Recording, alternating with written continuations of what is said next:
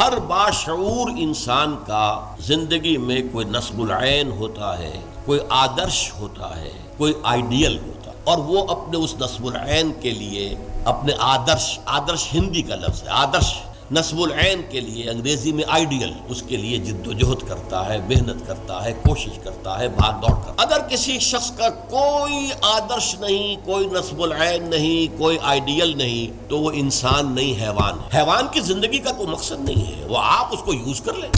آپ نے بیل کو جوت لیا، اپنے حل کے اندر آپ نے استعمال کر لیا، ورنہ وہ تو محض انسٹنکٹس کی بنیاد پر زندہ ہے۔ پیٹ کھانے کو مانگتا ہے، ادھر سے کہیں نہ کہیں سے اپنا پیٹ بھرتا ہے۔ سیکس ہے اس کے اندر، پروکریشن کے لیے، نسل کو جاری رکھنے کے لیے وہ پورے کر لیتا ہے۔ پرندے ہیں تو گھونسلہ بناتے ہیں۔ یہ ان انسٹنکٹس کی بنیاد پر حیوان جی رہے ہیں، ان کا اپنا کوئی مقصد نہیں ہے۔ تو جو انسان اس سطح پر زندگی گزار رہا ہے وہ حیوان ہے۔ قرآن مجید نے ایک سے زائد مقامات پر کہا ہے